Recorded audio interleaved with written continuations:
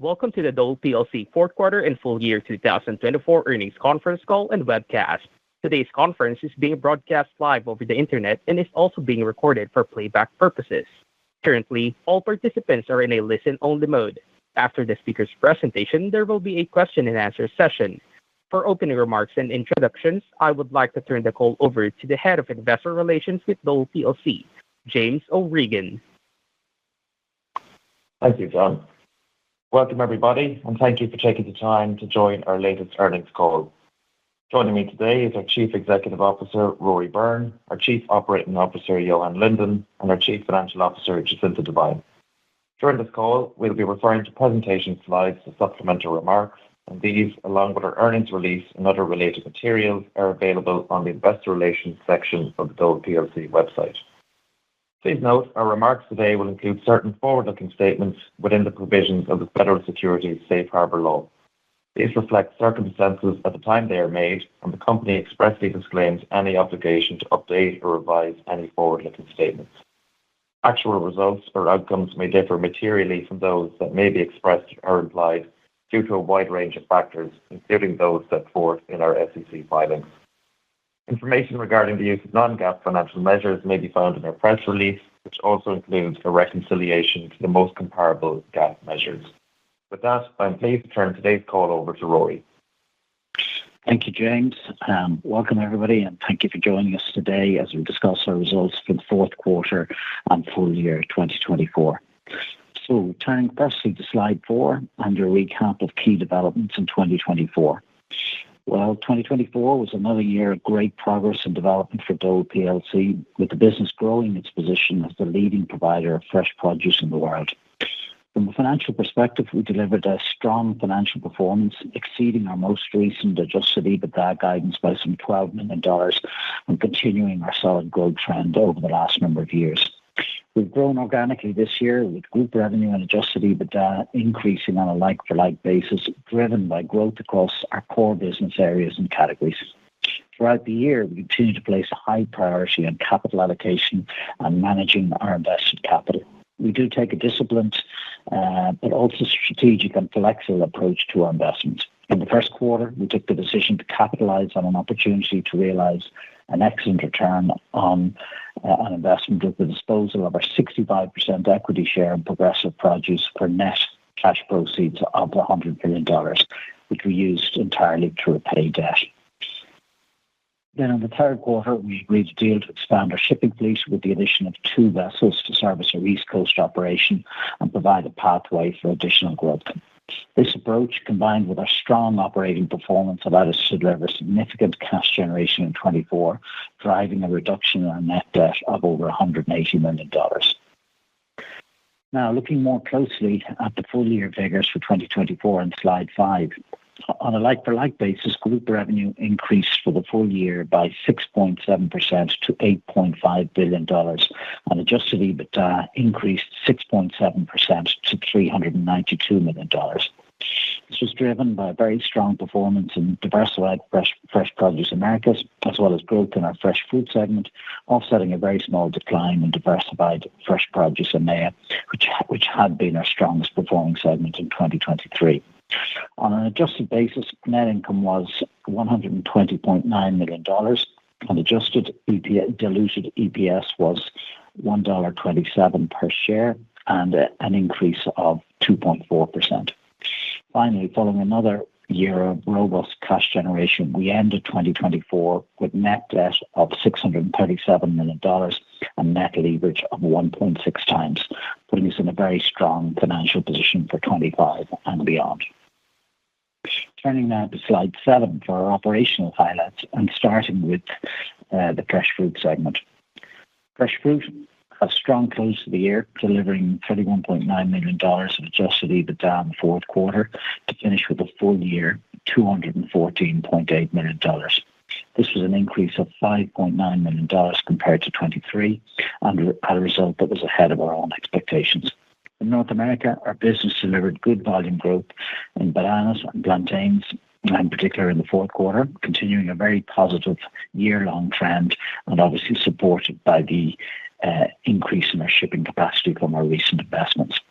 Additionally, in the European market, we continued our positive momentum and concluded an excellent year, driven by the high volumes of bananas as well as by lower shipping costs.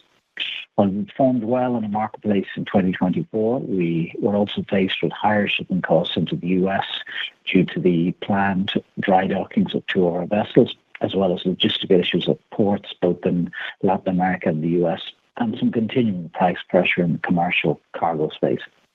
On the supply side, while fruit remained in a relatively good supply-demand balance throughout 2024, the relative tightness of fruit has continued to put upward pressure on sourcing costs. This was accentuated for us at the end of the year by the impact of Tropical Storm Sara, which affected an important acreage within our Honduran operations, and which we do anticipate having a notable short-term financial impact on our operations in the first part of 2025. As we look out into 25, while the underlying fundamentals of the division continue to be in excellent shape, we will face some headwinds in the year to come from very active competition, as well as sourcing issues, supply chain, and foreign exchange movements. As always, our very experienced and knowledgeable management team are keenly focused on dealing with all of these challenges, while also working to capitalize on further growth opportunities as they arise. So moving on to the Diversified EMEA segment, this segment had a stable final quarter, ultimately delivering adjusted EBITDA of $131.5 million for the full year, a robust performance which was in line with our expectations and consolidating the excellent growth achieved in 2023. Diversified EMEA delivered good like-for-like revenue growth in 24 of 4.4%. However, over the course of the year, the segment did also face some headwinds due to supply challenges, weather events, and some entity-specific issues that mitigated growth at the margin level. More positively, as we look forward into 2025, we anticipate continued revenue growth, and coupled with targeted investments and the benefit of ongoing integration within this segment, we believe we're well positioned to increase profitability again on a like-for-like basis going into 2025. Turning to our Diversified America segment, this segment delivered a stable final quarter, consolidating a very strong year of growth on a like-for-like basis. Excluding the impact of the progressive produce disposal in the first quarter of 2024, this segment delivered a $22.3 million increase in adjusted EBITDA for the full year. A fantastic performance. Early in 2024, the segment had seasonal timing benefits within the Southern Hemisphere summer export season, and particularly in the important Chilean cherry business. However, as the year progressed, this segment consistently outperformed as our export business in particular continued to perform very well across a wide range of product, and as our North American businesses continued to deliver strong growth, especially in some of the important growth categories such as avocados. Looking ahead, as ever, the turn of the year in the Diversified Americas segment coincides with the high point in activity in the Southern Hemisphere summer export season. And so far, while the very strong profitability seen with Chilean cherries in recent seasons may not persist at the same levels this season, it's also clear that the business remains in a good position to deliver on our expectations. As we look further out into the year, both for our export and North American businesses, we believe we can further consolidate the strong revenue growth we had in 2024 and build our base for further growth in the years to come. So turning to the fresh vegetables business, as we have noted on our most recent earnings calls, we are continuing to work on delivering the best strategic alternative for our vegetables business, and that process remains ongoing. On the operational side, the improved results we've consistently seen in 24 continued in the fourth quarter. While we recorded an accounting adjustment to the carrying value of discontinued operations at year-end, on an underlying basis, our vegetable business concluded an encouraging turnaround year in 2024, delivering positive cash flow on a full-year basis. Overall, as we head into 2025, we are pleased that our corporate and divisional management teams have been successful in re-establishing an improved foundation for this business, and in doing so, allow us to continue with a patient approach to ultimately deliver the best long-term outcome for all our stakeholders. With that, I hand you over to Jacinta to give the financial review for the fourth quarter and full year. Thank you, Rory, and good day, everyone. Firstly, turning to the group results on slide 9. Fourth quarter group revenue increased 4.6%, with this growth driven by strong operational performance across all of our segments. On a like-for-like basis, excluding the impact of FX and the sale of Progressive Produce, the increase was 10.8%. For the full year, reported revenue increased 2.8%, and on a like-for-like basis, revenue increased 6.7%. Adjusted EBITDA decreased 2.9% in the quarter. However, on a like-for-like basis, increased 3.7% or 2.8 million. Fresh fruit was the driver of growth in the fourth quarter. For the full year, we are very pleased to deliver 392.2 million of adjusted EBITDA, an increase of 1.8% on 2023, and an increase of 6.7% on a like-for-like basis. This result was ahead of our initial and revised guidance issued during 2024. Looking at net income, the decrease in the fourth quarter was due to a loss of 61.2 million in discontinued operations, with significantly improved operating results offset by a non-cash write-down of the carrying value of the fresh vegetables division of 78.2 million net of tax. As the fresh vegetables division is accounted for under the held for sale accounting guidance, we were required to cease depreciation and amortization from March 31st, 2023.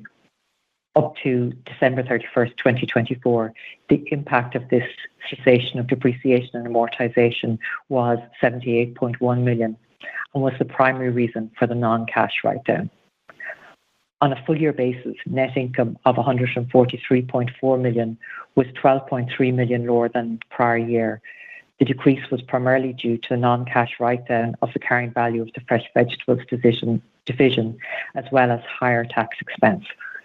These decreases were partially offset by higher operating income due to strong underlying performance across the group, higher other income, and lower interest expense. On an adjusted basis, adjusted net income increased 3% to 15.3 million in the fourth quarter, and adjusted diluted EPS was 16 cents per share. The increase was predominantly due to lower interest and depreciation expense, partially offset by lower adjusted EBITDA and higher tax expense. For the full year, we are pleased to report a 2.4% increase in adjusted net income to 120.9 million, primarily due to the increase in adjusted EBITDA, as well as lower interest and depreciation expense, partially offset by higher tax expense. Adjusted diluted EPS for 2024 was $1.27 compared to $1.24 in 2023. Turning now to the divisional updates for the fourth quarter of our continuing operations. Starting with fresh fruit on slide 11. The fresh fruit division delivered another strong result in the fourth quarter to round out a good year, with revenue increasing 9.4% and adjusted EBITDA increasing 10.8%. The increase in revenue was due to higher worldwide volumes of bananas sold, higher worldwide pricing of pineapples, and higher pricing and volume for plantains in North America. These increases were partially offset by lower worldwide volumes of pineapples sold, lower worldwide pricing for bananas, and lower pricing and volume for plantains in Europe. The adjusted EBITDA increase was primarily driven by higher revenue in bananas, as well as lower fruit sourcing and shipping costs in Europe, partially offset by higher shipping costs in North America due to dry docking. For the full year, revenue increased 5% and adjusted EBITDA increased 2.8%. Now turning to EMEA on slide 12. This segment delivered 5.5% revenue growth in the fourth quarter, driven by a strong performance in the UK, Spain, and the Nordics, partially offset by a net negative impact from M&A activity of 7.4 million. On a like-for-like basis, revenue increased 6.5%. Adjusted EBITDA decreased 0.5%, primarily due to decreases in the Czech Republic, South Africa, and Ireland, as well as an unfavorable impact from foreign currency translation of 0.2 million, partially offset by a stronger performance in Spain and the UK. On a like-for-like basis, adjusted EBITDA increased 0.3%. Overall, a solid performance in 2024 from the EMEA segment, with like-for-like revenue increasing 4.4% and adjusted EBITDA increasing 1.9% on a like-for-like basis. Now, finally, turning to Diversified Fresh Produce, Americas and Rest of the World. As in previous quarters this year, reported revenue decreased primarily due to the disposal of Progressive Produce in Q1. On a like-for-like basis, revenue increased 16.1% due to higher export volumes in cherries and grapes, as well as strong trading performance across categories in the North American market. Again, most of the decrease in adjusted EBITDA can be explained by the Progressive Produce divestiture. On a like-for-like basis, adjusted EBITDA decreased 2.2% or 0.3 million, primarily due to a lower profitability in the Chilean cherry business, partially offset by continued good performance in North America, particularly in kiwi, grapes, and avocados. The segment delivered a very strong full-year result on a like-for-like basis, with the revenue increasing 13% or 233.3 million and adjusted EBITDA increasing 52.3% or 22.3 million. Now turning to slide 14 to discuss our capital allocation and leverage. We remain ever focused on capital allocation and managing our leverage, and are pleased that our leverage reduced further in the quarter to finish the year at 1.62 times. The reduction was driven by a 95 million decrease in net debt compared to Q3. Interest expense has continued to decrease compared to the prior year due to lower debt levels as well as lower base rates, and was 18.1 million in the fourth quarter and 73.8 million for the full year. Under an assumption that base rates will remain broadly stable in 2025 and not assuming any exceptional cash proceeds, we expect full year interest for 2025 to be approximately 70 million. Net cash provided by operation activities from continuing operations was 262.7 million in 2024. As anticipated, we continued to see a positive inflow in working capital in the fourth quarter, and this was accentuated by some seasonal timing benefits at the year end. Cash capital expenditure from continuing operations was 25.6 million for the quarter, and we added a further 4.6 million of assets by way of finance lease. For the full year, total capital additions were 135.7 million, which was in line with our latest guidance. This was made up of cash capital expenditure of 82.4 million, and we added a further 53.3 million of assets by way of finance lease, including the 2 shipping vessels mentioned on our last earnings call, and which we purchased outright in early 2025. Free cash flow from continuing operations was 180.3 million for the full year. Free cash flow benefited from strong adjusted EBITDA performance and good working capital management across the group over the course of the year. Continuing with our commitment to return cash to shareholders, we are pleased to declare a dividend of 8 cents for the fourth quarter, which will be paid on April 3rd, 2025 to shareholders on record on March 20th, 2025. Now I'll hand you back to Rory, who will give an update on our full year outlook. Thanks, Jacinta. So we're very pleased with the group's exceptional performance in 2024, delivering $392 million of adjusted EBITDA for continuing operations, a result that exceeded our own expectations and a result that we believe gives us a strong platform to continue our momentum in the 2025 financial year. As we take a more focused look at 2025, while we continue to see excellent opportunities for our business, we will also face some challenges and uncertainties this year. For most multinational businesses, the quickly evolving geopolitical environment is adding increased uncertainty in areas including regulation, foreign exchange rates, and of course the potential impact of any tariffs or other changes to international trade structures on sourcing costs and supply chains. In this regard, our management teams are keenly focused on preparing for as many eventualities as possible, while also continuing to promote the critical benefits of the fresh produce industry and supporting shared global goals towards enhancing health and wellness. For our own operations, we will face a known short-term headwind in 2025 following the impact of Tropical Storm Sara on our Honduran operations in November. With that in mind, given our excellent finish to the 2024 financial year, which did exceed our expectations, at this early stage of the 2025 financial year, our goal is to deliver full-year adjusted EBITDA in the range of $370 to $380 million. Turning to the investment side, we are pleased that we were able to make some important strategic investments in 2024. For 2025, we expect as a baseline to have a maintenance level of CapEx from continuing operations broadly in line with our depreciation expense of approximately $100 million. In addition, continue to explore a range of development opportunities which, if executed, will strengthen our business and continue to drive further growth in the years to come. In conclusion, we're very pleased to continue to enhance our track record with another year of strong financial results. We have an excellent group of people right across the group, and a huge thank you to everyone for their ongoing commitment and dedication to drive Dole plc forward, as well as to our important suppliers and customers for all their ongoing support. And with that, I'll hand you back to the operator and we can open the line for questions. Thank you. We will now begin the question and answer session. If you are dialed in and would like to ask a question, please press star followed by the number 1 on your telephone keypad. If you would like to withdraw your question, simply press star 1 again.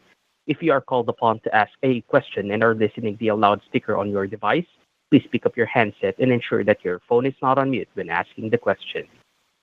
Your first question comes from the line of Christopher Barnes with Deutsche Bank. Please go ahead. Good morning, good afternoon. Thanks for the questions. First, could you just unpack the EBITDA guidance? You're calling for a 4% decline at the midpoint, but just wondering how much of that decline is attributed to known headwinds like the impact from Sarah and difficult comparisons versus 24 versus just added conservatism in the context of the macro geopolitical climate. And just any color you can share by segment and cadence, first half or second half, would be particularly helpful. Thanks. Yeah, thanks, Chris. And obviously, it's a couple of big things. And first of all, it's very early in the year to be giving full year guidance. I think, secondly, we're in a world that's increasingly difficult to predict. And while we haven't built in anything specific around the potential major macro geopolitical or economic issues that can arise, I think they do create a little bit of uncertainty and negativity around the world generally. I think you look back over the last few years, we've had a really, really strong track record in, right post-IPO or continuing operations of 22, 23, and now 24. Have shown, ability to weather whatever storms are thrown at us. And, we come out at the end of the year with a pretty good result. In 2024, as you know, Chris, we took the number down to 360 on the basis that we simply subtracted off the piece of the business that we sold in Progressive Produce. To come in with a 392 result for 24 was a really, really strong record year for us and a really very positive year. I know from an analyst perspective, sometimes that's a benchmark that people would like to grow from. But, the way we look at it is we've had a good year. We take the opportunities that are there, and it was a little bit better than we might have expected. We do have the specific headwinds that we have referred to, Honduras in particular.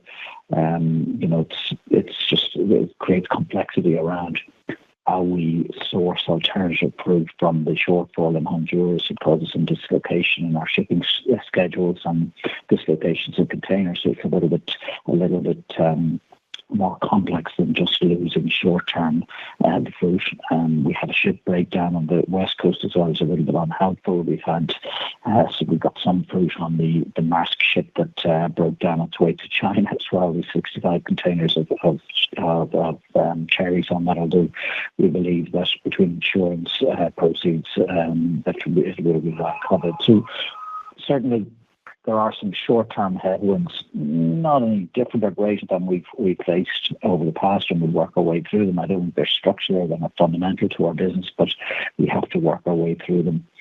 Foreign exchange as well has also been complicated. The dollar, as you know, strengthened quite radically post the election.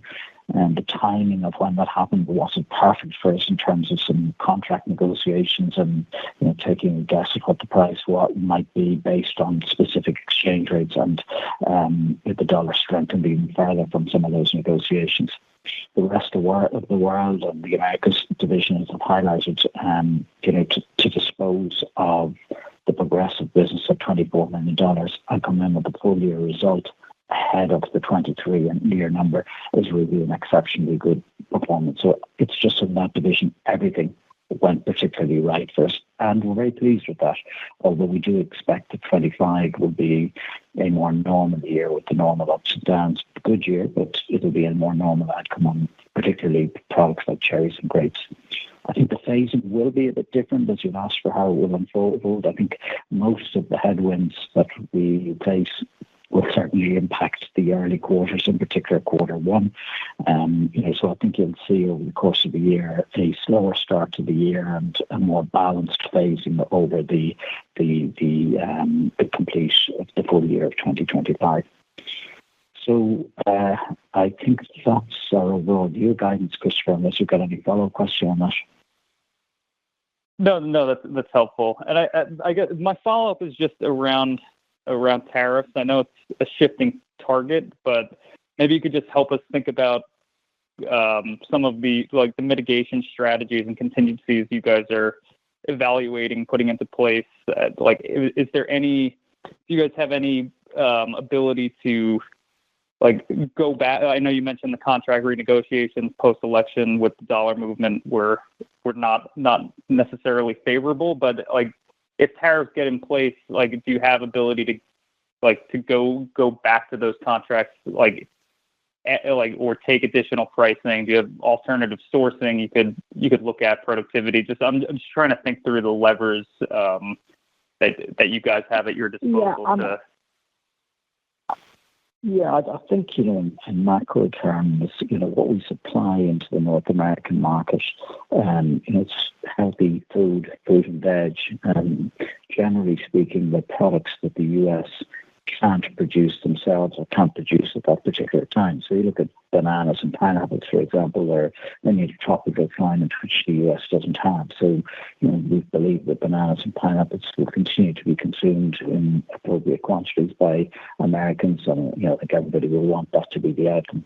Some of our other export sources are complementary to US sources. So again, we think that people will want to have grapes all year round, or have green peppers, red peppers, tomatoes, whatever it might be, all year round, and not have gaps in the market. So we think ultimately, we hope that the tariffs don't come into play on basic day-to-day positive products like fresh fruit and veg, and that they can, and somehow there'll be exceptions to products that don't have any particular impact on the American economy. But ultimately, we think it'll go to price. It has to, to get any kind of material impact of tariff, and people want to continue to consume the products, it'll have to go to price. But there are so many variables, and it's so difficult to predict. We can control some things. We lived through a previous Donald Trump regime, and we managed our way through that perfectly well. So let's see. Very good. Thank you very much. Thank you, Christopher. Your next question comes from the line of Gary Martin with Davy. Please go ahead. Hi, all.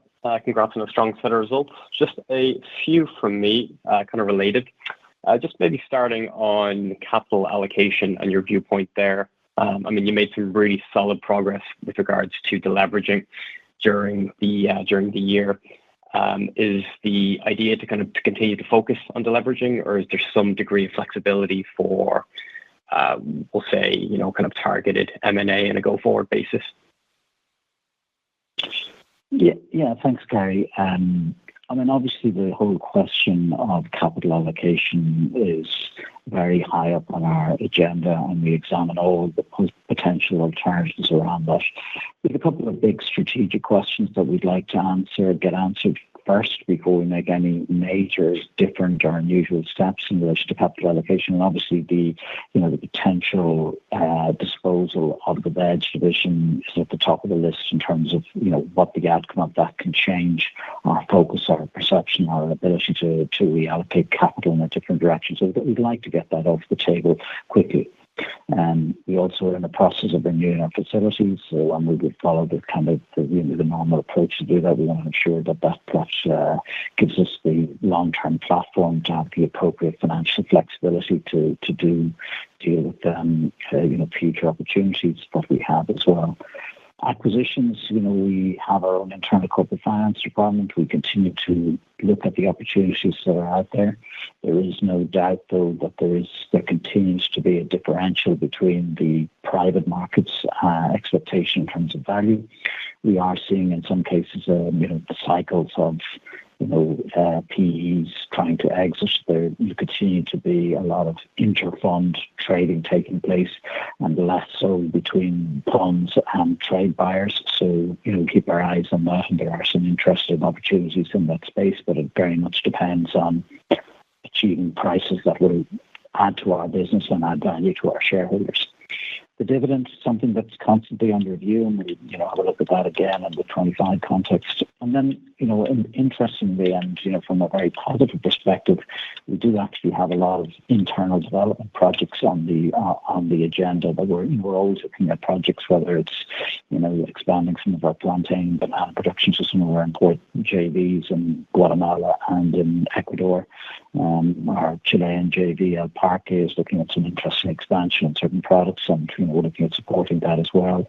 Our core business, we've been slowly developing a significant logistics capability up in Scandinavia, and there may be some further interesting opportunities that might involve reasonably significant investment, and we've been open-minded looking at those. Then with some smaller investments in our existing business, expanding our Irish footprint, expanding our Spanish footprint, looking at building our export business and strengthening our position in Peru in either grapes or avocados or berries, our fresh fruit businesses, slowly building up its footprint directly in plantains and mangoes and limes, and then some of our food service businesses across Europe. So we've plenty of internal projects on that we think will give us the right level of return. And, we do ultimately benchmark those investments against the potential of a buyback. And the buyback is, something that we go back to our previous and total projects. We, did periodically undertake buyback programs, and, we keep an open mind. We keep that on review, and in the context of those issues, we will take the appropriate decisions.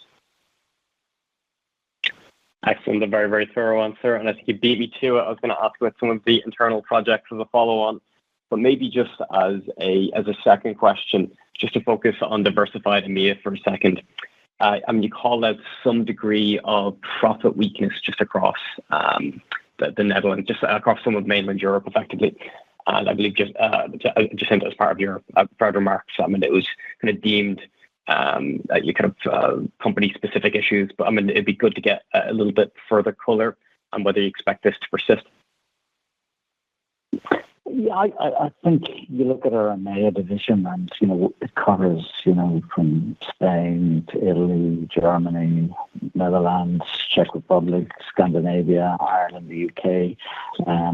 There's different wholesale businesses, food service businesses, retail businesses, ripening businesses. So we've a range of activities, and you do get some ups and downs within those businesses. With some interesting opportunities, we're looking at developing a little bit more in the countries like France, for example. We're doing the integration process between the legacy DOLE and legacy Total Produce is working very well. The management teams are combining very well to build on the combined strengths.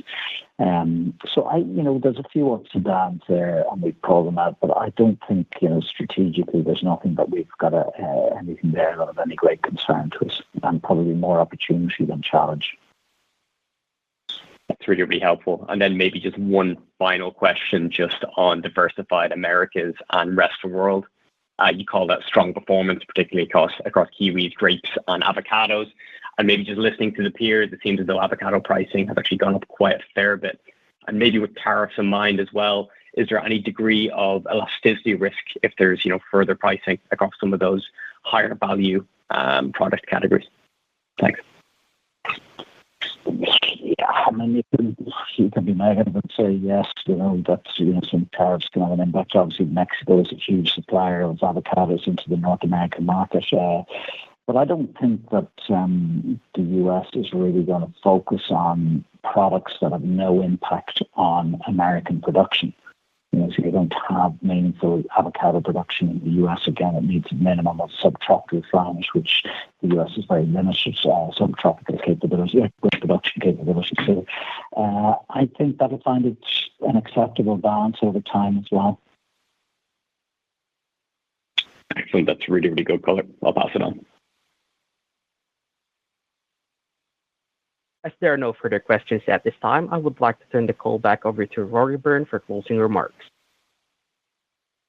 Thank you. Yeah, well, we look back at 2024. It was a really strong record year for us. It adds to a very, very strong record now post-IPO in the middle of 2021. So we've 3 full financial years in 22, 23, 24, where we've consistently grown and strengthened the business. Sure, there's lots of challenges and complications out there in the world, but we've got a very experienced management team who've lived through ups and downs of many challenges over the years, and in many cases, see plenty of opportunities for us for the future. With a good focus on all aspects of the business, operationally, financially, strategically, and we think we're well positioned to move forward in a good way. So thank you very much, everybody, for joining us today.